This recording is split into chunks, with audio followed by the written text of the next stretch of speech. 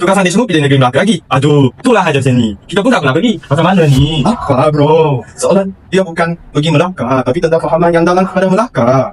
Habis tu macam mana? Tolonglah saya, Vincent. Jom, pergi Melaka. Jom. Apakah anda Melaka merupakan sebuah negeri yang sangat penting dalam sejarah Malaysia? Ya, sejarah Melaka bermula dengan para bersuara sekitar tahun 1396. Oh, dari situlah lahirnya kesukaan Melayu Melaka. Ya, jadi Melaka berkembang menjadi satu pusat perdagangan antarabangsa yang sangat terkenal pada masa itu. Kenapa Melaka menjadi begitu maju? Ya, sebab Melaka mempunyai kedudukan yang sangat strategik dan juga menghubungkan timur dengan barat. Oh, selain penerangan, apa lagi yang hebat tentang kesukaan Melayu Melaka? Ya, selain itu, Melaka juga mempunyai sistem pentadbiran dan sistem undang-undang yang berkesan dan baik. Yang hukum kandung Melaka dan undang-undang Melaka lah tu. Betul. Dengan begitu hebatnya, kenapa mereka boleh dijajah lagi? Sebab Melaka telah mempunyai kekayaan dan kedudukan yang sangat penting. Jadi negara-negara seperti Portugis, Belanda dan British telah menjajahkan Melaka. Jahatnya diorang kan? Jadi, apa kepentingan Melaka kepada kita pada hari ini? Sejarah Melaka membantu kita memahami identiti, kebangsaan dan memupuk semangat patriotisme. Tahu tak, Jensen? Selain sejarah, Melaka juga memainkan peranan yang penting dalam keagamaan. Ya, jadi agama Islam telah memainkan satu peranan yang sangat penting sejak zaman Kesultanan Melayu Melaka. Betul? Jadi, jom kita lihat salah satu maju tanda Islam di Melaka. 1, 2, 3. Masjid Selat Melaka. Hai, kami kini berada di Masjid Selat Melaka, salah satu batu tanda yang paling ikonik di Melaka. Jom kita tanya sedikit tentang pendapat para ramai. Boleh tanya sedikit? Boleh tanya tentang keselamatan masjid ini ada apa yang membuatkan masjid ini begitu istimewa? Masjid ini dibina di atas laut dan dia akan menunjukkan satu situasi semasa air pasang kan, masjid ini akan terapung di atas laut. Patutlah akan kena air. Jadi orang datang ke sini untuk solat saja. Namanya orang datang ke sini untuk pergi ke laut disoketkan. Tapi selain itu, kenapa patut kita datang ke sini? Sebab masjid ini mempunyai gabungan gaya Melayu dan juga gaya Timur Tengah. Jadi ada kesan kepada mereka ya telah meningkatkan banyak ekonomi negeri Melaka juga. Bukan karena masjid ini saja. Ya. Namun mereka bukan sahaja terkenal dengan keindahan ini, dia juga mempunyai sejarah kedudukan yang penting. Mari kita lihat kesan kedudukan tersebut di Famasa. Ini Famasa, salah satu tempat bersejarah yang penting di Melaka. Betul, yang dibina oleh Portugis pada tahun 1511 selepas mereka menawang Melaka. Kenapa Portugis nak membina kubu ini? Kerana Melaka merupakan pusat perdagangan yang sangat penting di Selat Melaka. Jadi mereka nak kawal perdagangan. Ya, Famasa dibina sebagai kubu pertahanan untuk melindungi kepentingan Portugis. Selain pertahanan, ada fungsi lain tak? Ada, dia juga digunakan sebagai pusat pentadbiran dan tempat simpanan senjata. Wah, jadi dia bukan kubu yang biasa ya? Betul, dia melambangkan kekuasaan Portugis di Melaka pada masa itu. Tapi sekarang tinggal pintu saja kan? Ya, sebahagian besar telah dimusnahkan oleh British pada tahun 1896 yang tinggal hanyalah kota Del Santiago. Kenapa Famasa masih penting pada hari ini? Kerana dia menjadi bukti sejarah penjajahan Barat dan membantu kita memahami perkembangan Melaka. Jadi dia bukan bangunan yang lama sahaja lah. Betul, Famasa juga melambangkan bagaimana sejarah membentuk budaya dan identiti negara ini. Sudah faham.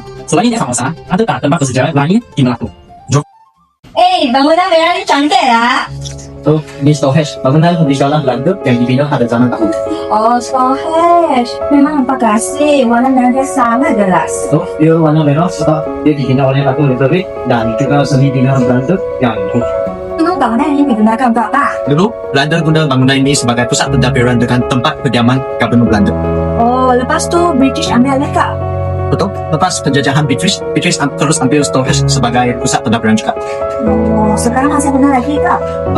Bukan, sekarang dia sudah jadi museum untuk mempamerkan sejarah dan juga budaya Melaka. Sebab tu ramai pelanggan datang sini. Wah, jadi Stonehenge bukan sekadar bangunan lama saja.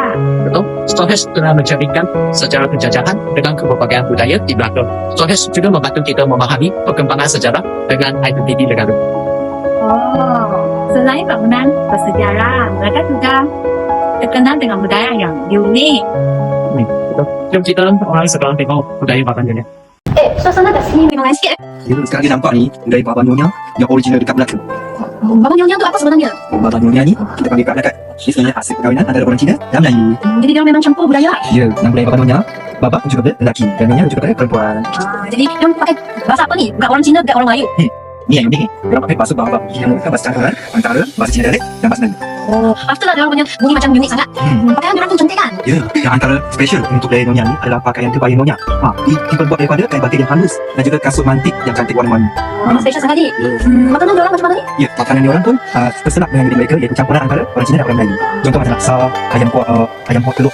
Macam sedap. Ya, memang sedap pun. Jadi macam mana kehidupan dulu mereka? Okey, dalam sejarah konteks Baba Nyonya ni disebabkan kekuatan atau keupayaan mereka dalam komunikasi. Dia orang kuasai kepada bahasa. Jadi dia orang banyak terlibat dalam urusan perdagangan. Lagi-lagi dia orang atur mereka jadi penghubung antara masyarakat tempatan dengan penjajah British. Jadi memang penting lah peranan mereka ni. Ya, dan sebenarnya budaya Baba Nyonya ni dia adalah hasil yang unik bukan sahaja di Melaka tapi kat Malaysia dulu. Ini lah ni. Wah, lepas tengok semua tempat tadi, Melaka memang penuh dengan sejarah kan? Ya, tetapi Melaka bukan sahaja penuh dengan tempat bersejarah. Maksudnya selain tempat bersejarah, Melaka juga adalah satu destinasi pelancongan utama di Malaysia. Oh, sebab itulah ramai pelancong datang sini. Ya, tambahan pula, Melaka juga diiktiraf sebagai tampak warisan UNESCO pada tahun 2008. Oh, patutlah terkenal sehingga peringkat antarabangsa. Tapi, macam mana Melaka boleh kekalkan sejarah dan pembangunan moden sekali? Hal ini kerana Melaka telah berjaya menggabungkan warisan sejarah dengan pembangunan moden seperti hotel, pusat beli-belah dan kemudahan pelancongan. Oh, jadi walaupun maju, sejarah masih dipelihara. Betul. Selain itu, pelancongan memang penting kan untuk ekonomi. Ya, sektor pelancongan telah menyumbangkan besar di tingkat ekonomi Malaysia kita. Selain itu, Melaka juga telah membukakan peluang pekerjaan kepada rakyat tempatan. Oh, jadi memang membantu rakyat juga. Wah, dari semua melakukan perdagangan dulu. Ya, Melaka sekarang menjadi satu negeri yang moden dan memberi bantuan kepada rakyat dan negara kita. Ini telah menunjukkan Melaka sejarah bukanlah satu penghalangan, tetapi adalah satu kekuatan kepada masa depan kita. Melaka bukan sekadar sejarah, tetapi identiti dan kebanggaan Malaysia. Wah, sekarang baru rasa Melaka ni lain macam. Ya, Melaka bukan sekadar tempat bersejarah, tapi penuh dengan cerita dan makna. Dulu, ya kan ni assignment je. Ya, tapi rupanya banyak benda yang kita boleh belajar daripada sejarah Melaka. Dari sejarah penjajahan sampai budaya dan kehidupan masyarakat hari ini. Semua itulah yang membentuk kita pada hari ini. Betul, Melaka bukan sekadar masa lalu, tapi juga sebahagian daripada identiti kita sebagai rakyat Malaysia. Ya. Sebenarnya, Melaka bukan sekadar sejarah, Tetapi kenangan, identiti dan kebanggaan kita bersama. Kebudayaan dan warisan Malaysia, Melaka sebagai warisan sejarah